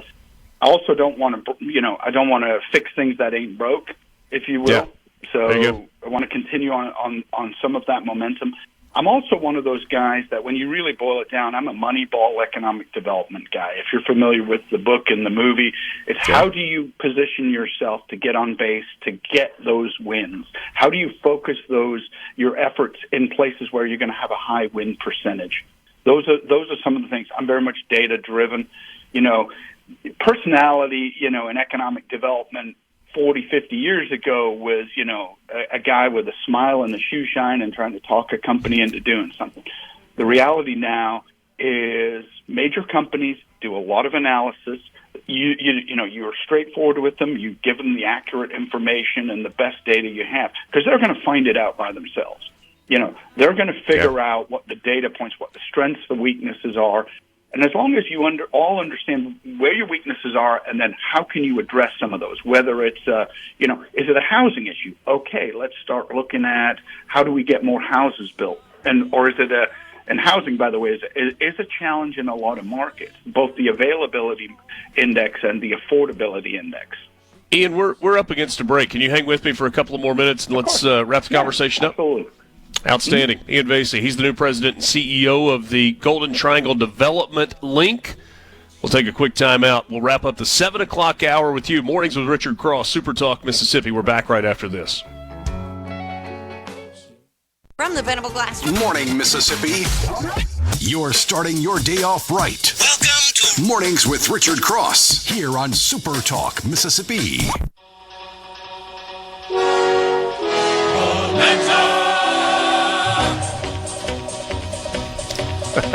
We chased Lady Luck till we finally struck Bonanza. With a gun and a rope and a handful of hope, we planted our family tree. Good to be with you this morning. We do some country music on Wednesdays, Ian, so Lance has a little bit of fun with that. Iain Vasey is the new president and CEO at the Golden Triangle Development Link in the Golden Triangle portion of the state of Mississippi. So I asked you before the break about the balance between learning and kind of trying to figure out areas you want to change. You don't get a job like this if you don't have vision when you go through the interview process. They can look at what you've done previously. That's part of it. But right. The board wants to hear from you, okay, well, what would your plans be for the future? So as we sit here 3 full days into the start of your new tenure, what does that vision look like going forward? Okay. Well, one of the first things we need to do is kind of asset mapping, if you will. We've done some of that work, understanding what your assets are, what your infrastructure is, what your labor market. A lot of major deals now come down to labor analytics. Do you have the workforce? Do you have the trained workforce to be able to do it? So being able to present, build a document, if you will, that says making the case for Mississippi, the Golden Triangle. That's kind of one of the first things to do. Our engineering analysis on major sites. When I started doing economic development, we'd get a site selection consultant that would, they'd fax something in and it would come through on the thermal paper that said, we need site proposals within 30 days. That doesn't happen anymore. I would have said, even a couple of years ago, no, it'll come in on a Friday and you need it Monday morning. But the reality is these site selection consultants and major companies are shopping you before you even know the market, before you even know you're being looked at. So being able to be progressive and getting the information into the right hands before they even have a client that starts to look. Do you follow me on that one? Do you know what I mean by that? Absolutely. So, again, getting that information out of the type of industry sectors that you are going to have high win percentages, and you can make a good case for them. I mean, I'll give you an example. A few years ago, Amazon came out and basically did an open source for HQ2, and their criteria was we need X number of universities, we need X size of office market, all the things. Now, everybody across the country was chasing this, and it got down to the few of us that were really looking at their specs that they were putting out. There was only about 4 markets that really stood a chance of getting it. But there was a lot of people spending a lot of money and a lot of effort chasing these things that had no prospect of getting it. How does that analogy work here? I want to make sure that we are chasing those industries that we have a realistic chance of landing and it making financial sense for this area. And I go back to one of the other things is a lot of folks lead heavy onto incentives. How do you incentivize a company? How do you give them the tax breaks to come here? You want to make sure tax breaks are generally a temporary thing, whether they last 5 or 10 years. You want to make sure that you are operating in the space where at the end of the incentive period, the company is operating in a profitable way. because otherwise, year 11 rolls around, they're not profitable because the incentives have rolled out, they're going to go somewhere else. So you want to make sure that incentives don't lead your conversation. Your sites, your infrastructure, your logistics, your labor force, your cost of operations as a whole are the thing that leads the conversation. The incentives are just kind of the icing on the cake. And I would tell you that the incentive conversation, incentives don't make a bad deal into a good deal. They make a good deal into a better deal. But, you can't lead with some of those things. So when you talk about what's your vision, you understand where you're competitive on a business perspective and being able to put that in the hands of the specific site selection consultants. I'm going to tell you, there's consultants that there's about 150, 200 of them nationwide, but at the end of the day, there's only about a dozen that really matter in this region for the industries we work with. And that's one of the things that you need to be thinking about. Yeah, last thing for you. We've only got about a minute left. While the big sites that are already in play there are different, there is a uniqueness. There's advanced manufacturing, but we're talking steel, aluminum, heavy aircraft, big engines. Do you stay in that general lane, or is there an entirely new sector that makes sense? You generally stay within your lane. But one of the things I want to also tell you is I've tracked major deals, and there are services and companies and consultants that do that since about '95. Across the South, historically, there's been three sectors that have led: automotive, aviation, and financial services. I'm going to tell you, in 2025, those three sectors really didn't make progress. And I think it's tied to everything from uncertainty in the markets, uncertainty in policy, everything from tariffs. And now we're sitting at $96 on oil prices, which anytime you get above $80 a barrel, which really translates to, in the long term, about once people start paying $4 a gallon for gas, and the diesel costs going up, that means your transportation costs are going up. We're going to have to be very careful and very cautious about those industries that are going forward.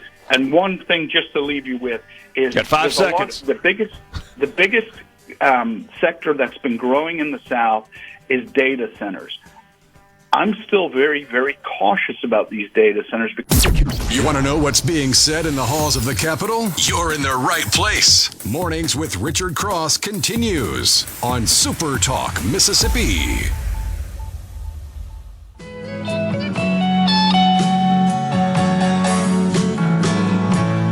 Mr. Weatherman,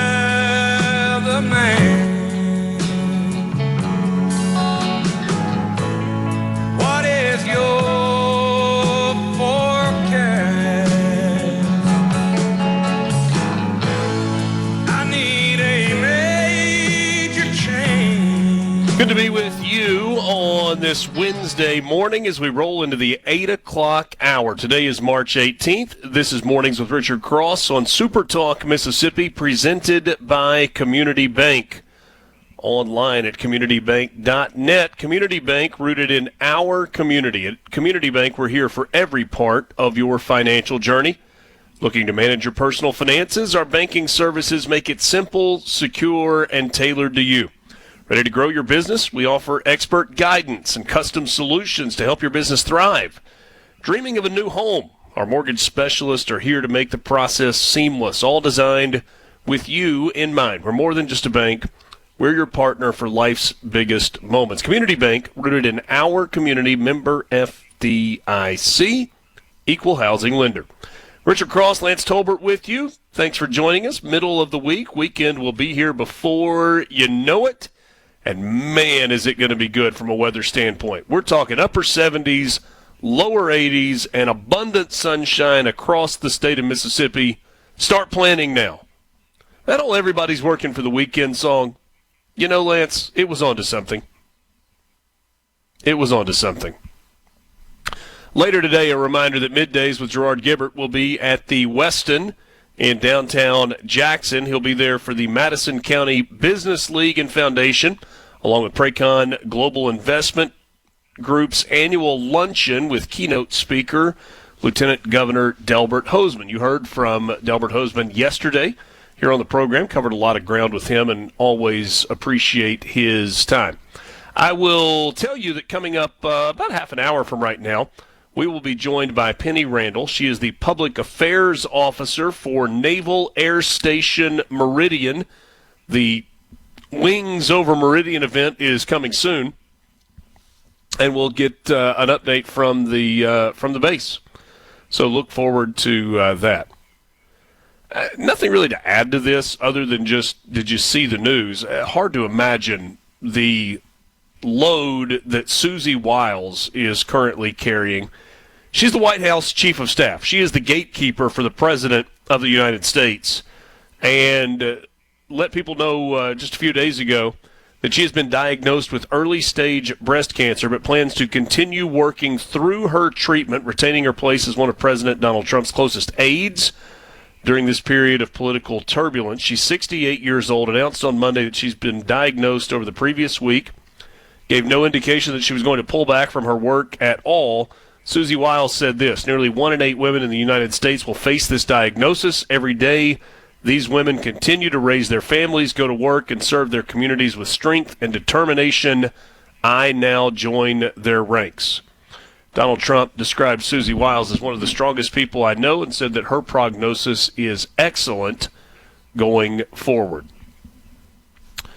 Lance, you sent me a clip a little while ago that was Adam Schiff speaking on the Senate floor. Mm-hmm.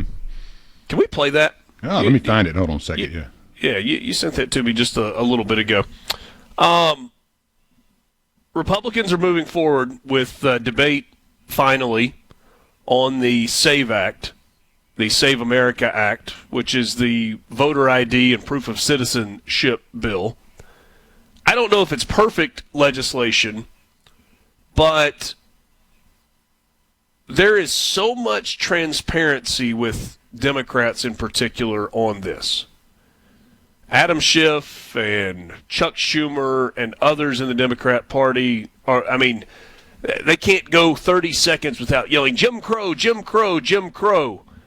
There was an interesting floor speech yesterday from Ted Cruz where he said, the thing about Jim Crow is our Democrat colleagues should know a lot about Jim Crow because they're the ones that voted to keep Jim Crow laws in place. They are the ones that were engaged in voter suppression. They were the ones that were championing separate but equal.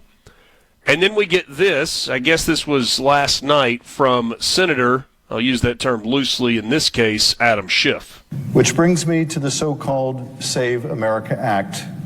This legislation will not save anything about America, but it will destroy something precious about this country. It is not meant to empower people to determine the direction of the nation, but to deprive them of that power. Not to encourage citizen participation in government, but to discourage it. Not to heal a nation that is badly divided, but to cause further division, disunion, and democratic decay. That's rich there, Bubba. Especially considering the speaker. Had a conversation with a friend yesterday, I guess it was. I would describe him as a centrist, very middle of the road in terms of his politics. He is a Republican. He is a Trump supporter, but he is not one of these people that falls into the category of everything that comes out of the mouth of a Republican is good and only good, and everything that comes out of the mouth of a Democrat is bad and only bad. He's not one of those people. Much more in the middle. And pretty level-headed. And he said, if this is passed, if somehow the Senate is able to get the Save America Act across the finish line, and we enact nationwide voter ID and proof of citizenship requirements to register to vote, he said, never is a long time. I've always said never and ever are a really long time. He used that phrase as well. Never's a long time But it doesn't feel like Democrats will win national elections for a while if this happens. Not talking about, it's not going to magically turn blue states red. It's not going to magically turn blue states purple or purple states red or ensure that there is this super majority that exists in the House and exists in the Senate. But I'm curious what you think. C Spire text line is open, 601-879-4395. How much emphasis do you put on the need for the Senate to pass the Save America Act by any means possible when you think about the future? Do you believe that there has been election interference? I mean, despite what some people will say, there is irrefutable evidence that there has been interference in American elections.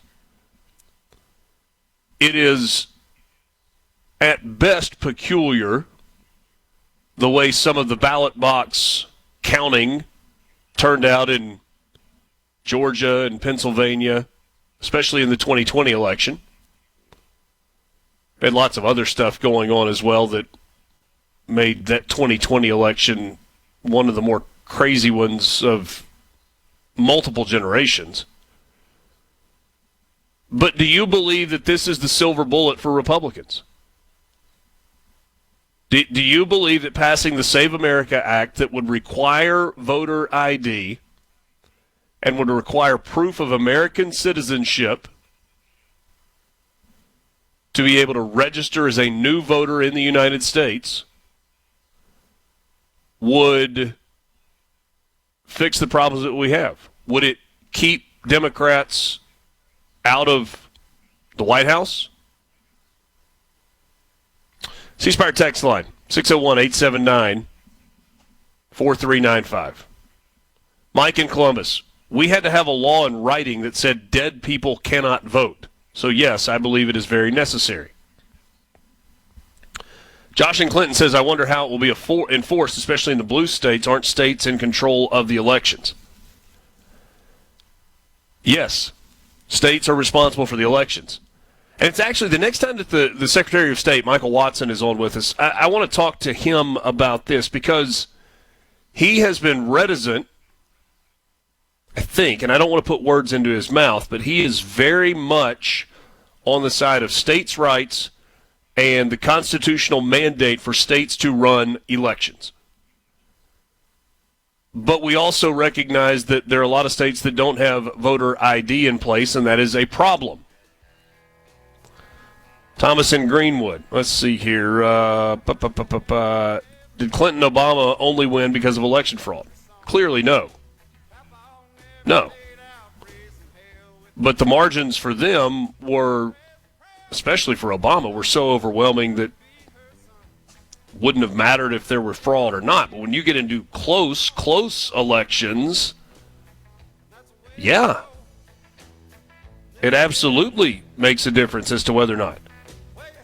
And to me, the larger question here is, why wouldn't we want our elections to be fair and free?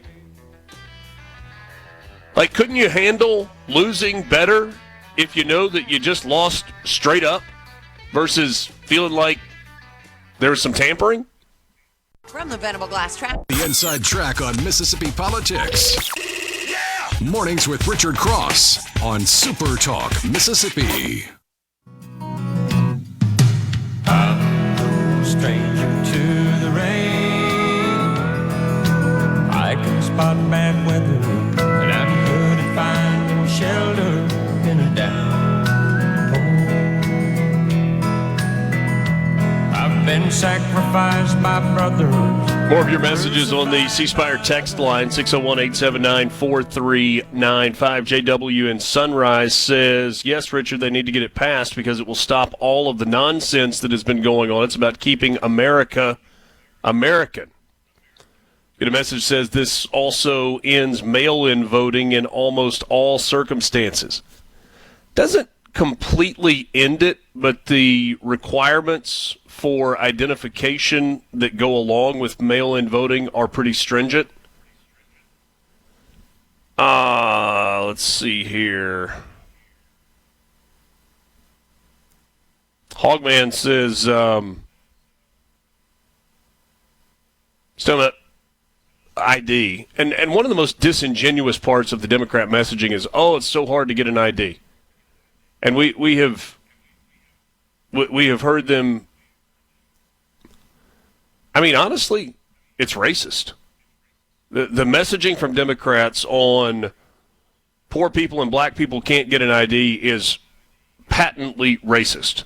Hogman makes the point. He said you can't work, you can't bank, you can't drive, you can't get your taxes done if you don't have ID. And I've heard people go, well, but what if you've lost your birth certificate? So you go get a new birth certificate. I lost my birth certificate one time, and I had to go through the process. I don't remember if I was applying for a loan or getting a passport or filling out some sort of banking information, but I couldn't find my birth certificate. And so I had to go back through the Tennessee Department of Health and apply for a new birth certificate, and it took a couple of weeks. But guess what? I got a copy of my birth certificate because there was a record there of that. Thomas, let's see, he says, maybe Democrats won because Republicans didn't perform at the time. Maybe Republicans can win if they legislate conservatively. I don't disagree with that, but we are in a most difficult time to legislate, period, with the margins that we've got in Congress. It's this never-ending cycle of gridlock. And I've been critical of Republicans arguing with themselves when they have the majority about who's more conservative or who's right on this or who's far enough to the right on this or not far enough to the right on this issue. I do think we all need to be pulling in the same direction, but there are going to be differing opinions from legislators who come from different states that represent different groups of people. Richard, always enjoy the show. What is election fraud? In my mind, counting votes that don't belong, as in Georgia and other states, is election fraud, not to mention the Democrats imported all these illegals just to vote because they really don't care about them otherwise. That's from LG in the Delta. Thanks, LG. Appreciate the note. If you don't believe that part of the strategy for opening the borders in the way that the Obama administration opened the borders was to flood the United States with people that they thought ultimately would vote for them, then I don't know what to tell you. I think there are other reasons. Heard somebody outline it the other day and said, look, illegal immigration is good for business at the community level. When you were busing people to different parts of the country, those people were spending money in communities, and that was good for local business. That's a little bit of an interesting twist, but maybe the bigger piece of this is the government money that flows into communities when you have lots of illegal immigrants in certain communities. Do you want to require a passport to register? Fine, make them free instead of $165. Want to require a birth certificate? Okay, make getting copies of those free as well. In the long term, it will hurt both sides equally. I don't think I agree with that. I am on board with the idea of making a government ID free for those who do not have one. But you have to have the documentation to be able to get the free government ID. No, I don't think we should waive the cost of a passport just so someone can prove where they are. You have responsibilities. If I have to pay for a passport, if you have to pay for a passport or a birth certificate or a duplicate copy of your birth certificate, why should others be exempted from that? But yes, the actual government ID should be free. And if you need transportation to get to a place where you can get your government-issued ID so that you can vote because you're an eligible voter, then we need to provide free transportation for that as well. But in terms of the documentation necessary to be able to get that free ID, no, I'm not for, let's just eat the cost of everybody getting everything. Not there. Somebody says there's a high emphasis on passing the Save America bill in the Senate. No, it will not keep a Democrat from winning the presidency. That's George in Greenwood. They may be right. Maybe. Did you see the story that came out yesterday? Valerie Ann Smith posted this. Let's see who she is. Valerie Ann Smith looks like she works in the medical and health fields. I don't know anything about her credentials, but this is a legitimate study that was posted. And I feel like this is something that's going to scare the heck out of a lot of parents. We went through the COVID pandemic. You remember the idiocy of some of it. I once did a TV broadcast in the post-COVID era in which it was at Liberty. It was for a women's basketball game. We could not broadcast courtside. They put us at the top row of the bleachers in the end zone. And to protect my broadcast partner and me, there was a sheet of plexiglass that was between us. It was patently stupid. We collectively lost our minds, and government came into our lives in a way that I don't know that we've seen in our lifetime. And it's downright scary if you think back about it. There was a lot of stupidity, but then there was also a lot of vaccination requirement. We saw it with school districts. We saw it with jobs.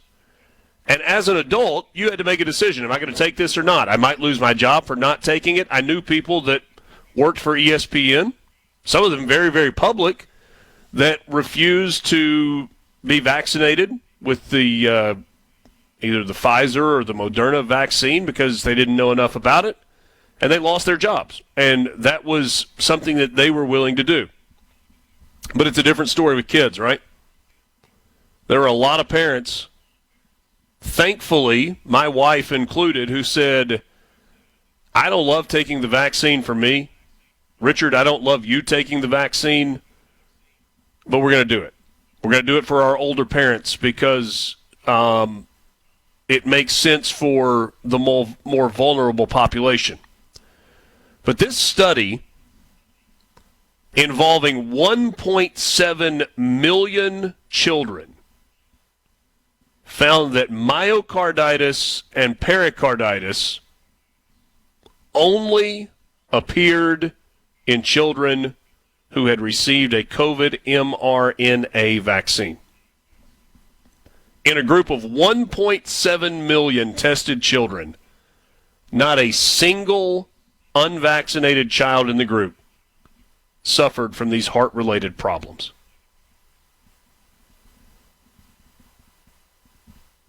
That scares the heck out of me.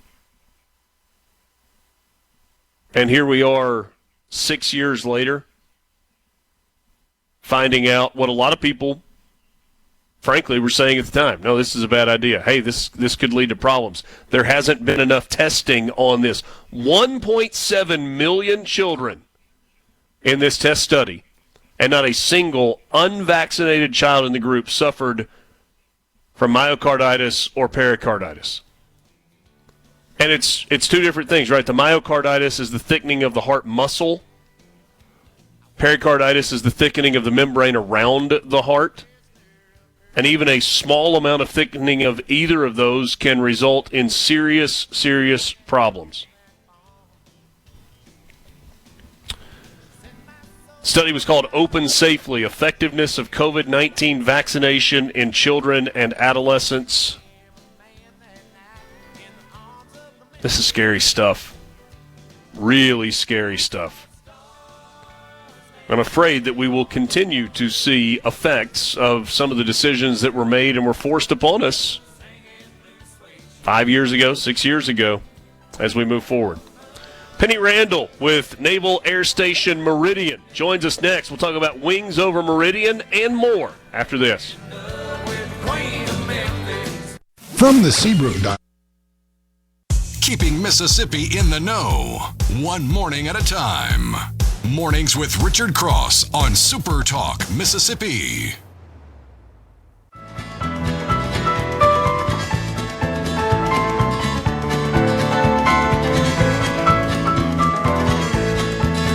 Oh, my sweet Carolina, I don't guess I'll ever find another woman put together like you are. I love your wiggle and your walking and your big city talking and your brand new shiny Plymouth ragtop car. Thanks for joining us this morning. About 20 minutes or so left with you, and Penny Randall joins us right now. She is Public Affairs Officer with Naval Air Station Meridian. We have the Wings Over Meridian event coming up soon. Penny, good morning. Good morning. Thank you for having me. I appreciate you joining us, and always good to hear about the good things that are happening at NAS Meridian. Talk to us first about Wings Over Meridian. What do we need to know? Absolutely. Well, you need to know that it is March the 28th and 29th. So we are at 10 days out. Today is 10 days before this air show, and we are so completely super busy over here in Meridian. The air show gates, the open to the public, will open at 9 a.m. both days. I get this question a lot. Is the air show different on Saturday and Sunday? It is not. It is the exact same both days. So you're going to see the amazing flying and then amazing civilian and military acts the very same both days. So if you wanted to come both days, you're welcome to, or just one day. But it is March 28th and 29th at Naval Air Station Meridian. So in terms of the participants in the air show, who are we going to see? So, of course, the main act is going to be the U.S. Navy Blue Angels. They will close the day out with their demonstration. And I have to say, this is it's been 15 years since we have had an air show. So that is bringing the community. The community is so very excited. We would love to have everyone from across the state come and visit us. But yeah, it's been 15 years since our last air show, and NAS Meridian is celebrating our 65th anniversary this year. So we are very excited for the air show. But some of the performers, of course, the Blue Angels is the main act, but you will also see the U.S. Army Golden Knights parachute team. They will open our show with a parachute demonstration, and they will be bringing down the American flag for our opening ceremonies. So that right there is going to be spectacular to see. Other military acts we have are the Air Force's F-22 demo team. Now, this is going to be loud, so bring your hearing protection. The F-22 is an extremely loud jet, followed by the F-35B, which is the Marine Corps' version of the F-35. So we'll have some amazing Marine Corps pilots here doing a demonstration. That plane is extremely loud, too. Some of the other civilian acts, which we have a ton of, it's going to be great. The sky is going to be filled with aircraft for the afternoon. Next Gen Eagles, that is a twin biplanes. They perform together and do amazing stunts in the air. The Big Papa Aviation, he is so much fun with his plane. We will have of course, the T-45 Goshawks, that is what we fly at NAS Meridian. They will be doing a demonstration also. And we have the Harrier, the plane that has been in the Navy the longest, the Harrier, yes. Some of the other civilian acts will be the MiG-17, and it's called the Fresco plane. It is a former, I think, Korean War jet, and they're being flown by civilians now. The Mitchell Devil Dog, the Hell Diver, all of these planes are either Korean War, World War II planes that will be doing demonstrations. The Avenger, the Hell Diver, the Wildcat, the Corsair, and the T-6 Texan. They will all be doing demonstrations. It's an incredible lineup. I forgive the gratuitous nature of this, but I've just, I've said it anytime I've talked to anybody related. If there is a media fly-along opportunity with the Blue Angels, I volunteer. I would be more than happy to go on a ride-along with that. What an incredible experience and what an incredible lineup. What are folks in Meridian saying about this as we get closer to this? Not this weekend, but next weekend, 10 days from now. 10 days from now. Oh, the community has come out in such great support.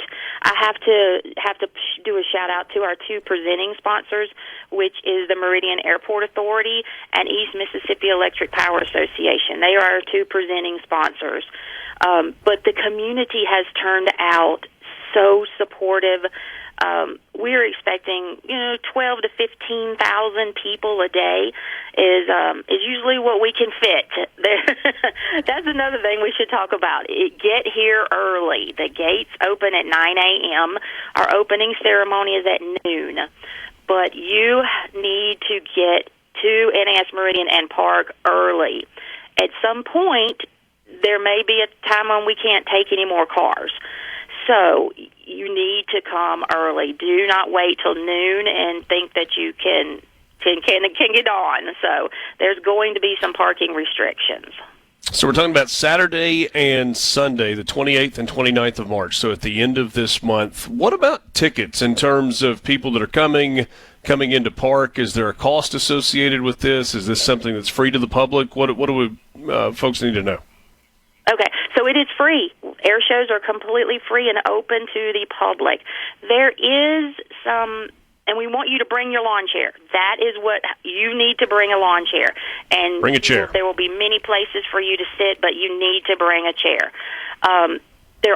Tickets are not required, but there are some premium seating tickets being sold by our concessionaire, and you can go to wingsovermeridian.com and click on the premium seating experience there. But I'm telling you, anywhere that if you come and bring your lawn chair, it's going to be an amazing experience. But like I said, free, completely free, no cost to park, no cost to enter. The only thing that will cost is concessions.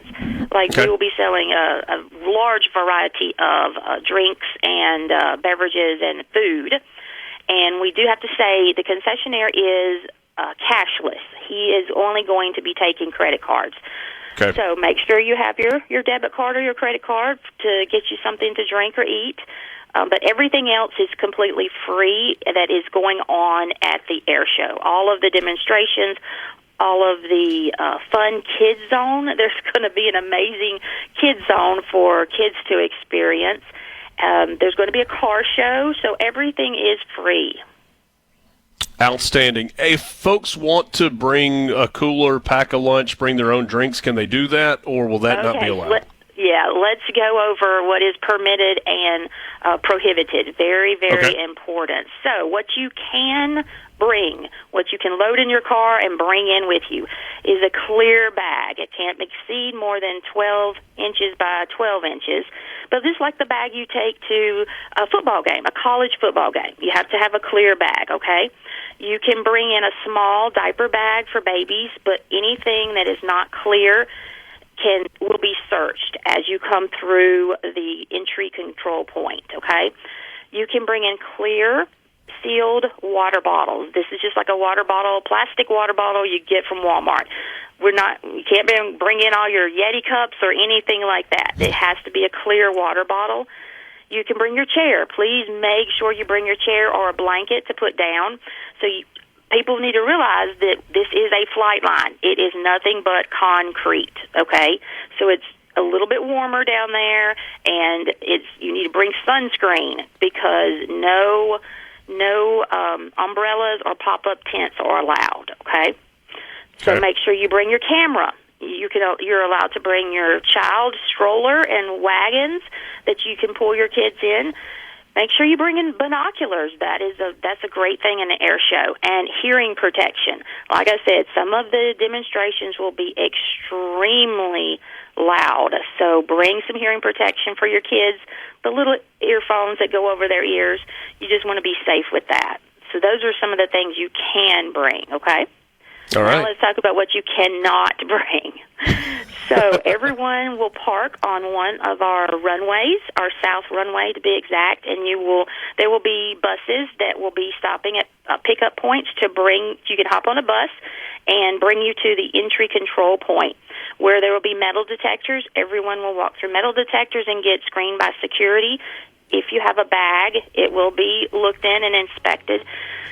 So make sure that you bring your clear bag. If it's a baby bag or something like that, it will go through another process. Now, everyone age 18 and older will be asked to show a state-issued ID. So please just have your driver's license out, and it'll be super fast to get you through the metal detectors. Some other things, coolers are not allowed. Okay, no so coolers. You cannot bring any outside food or beverage besides that clear water bottle. Penny, I hate to interrupt you. Allowed.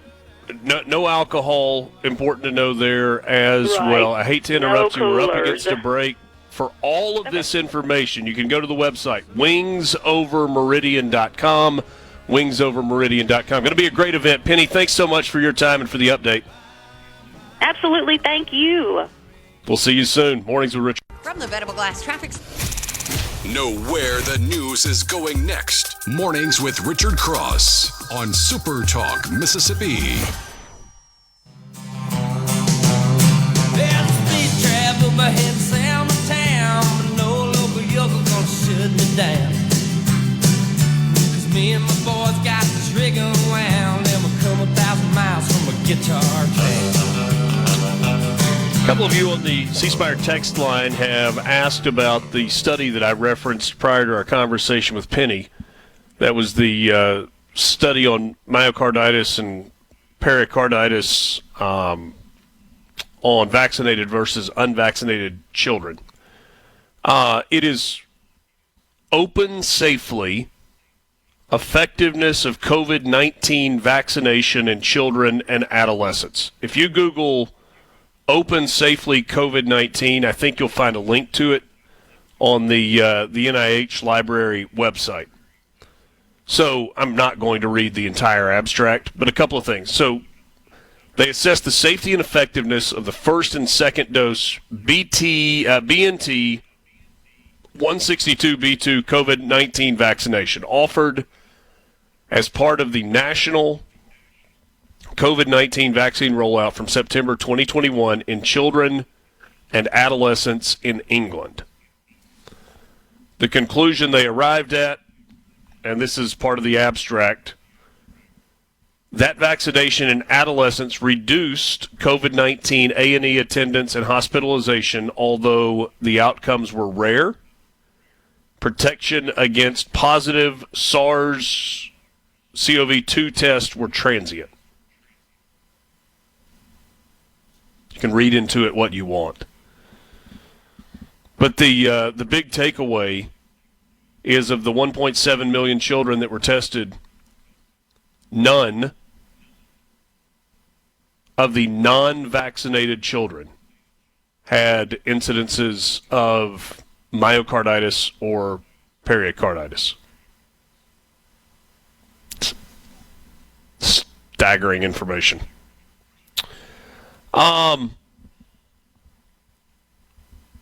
We need to get into this at some point. Don't really have time right now, but if you missed the story earlier this week, this is one that the AP had. Cuba, the island of Cuba, the country of Cuba, is in a horrible spot right now. Officials in Cuba on Monday reported an island-wide blackout. There are 11 million people that live there, as its energy and economic crises deepen and its power grid continues to crumble. There's a line in the story that said, I'm paraphrasing here, the job that the engineers have done keeping the grid somewhat functional is absolutely incredible. I mean, it's baling wire and duct tape to the nth degree. There was a 61-year-old gentleman that lives in Havana that said the relentless outages make him think that Cubans who can should just pack up and leave the island. He said, what little we have to eat spoils. Our people are too old to keep suffering. By Monday night, they had restored 5% of the power, representing about 42,000 customers out of the 11 million residents of that island-wide blackout. And, of course, the United States has said that they will sanction any country that sells oil to Cuba. And so they are now multiple months without a shipment of oil. They are operating on solar-powered natural gas and thermoelectric plants, and the government has had to postpone surgeries for tens of thousands of people. Lance, I know you've studied on lots of things. I know you've spent time studying on Cuba. Ooh, man. It is what a tragedy. Horrible, horrible situation on that island just 90 miles to the south of the United States. Perpetual revolution gets you nowhere. Yeah, I mean, that's just the way it is. And they nor does corrupt dictatorship. No, yeah, I mean, on top of that, yeah, as long as you're always revolting, always stirring the pot, the people never really have had an opportunity to plant their feet and build an economy. So the corruption has always been at the top, and it's trickled down. None of it. I mean, nothing has made it down to the people. If you look at the streets and the folks, I mean, it's just a deteriorating society and has been for decades. Sad story, because what a beautiful and historic landmark the country of Cuba is. I mean, it's an amazing place filled with great people, but you have idiots running the place. And those who have been able to leave are incredibly proud of their Cuban heritage. They are a beautiful people. But it's been a tragedy ongoing for decades. And the hatred among Cuban exiles who fled the island for their safety, for their family's safety, their hatred for Fidel Castro is nearly unmatched. Thanks for being with us on this Wednesday morning. Don't forget middays with Gerard Gibbert from the Westin today for the Madison County Business League event. Be sure to check that out today from 10 until 1.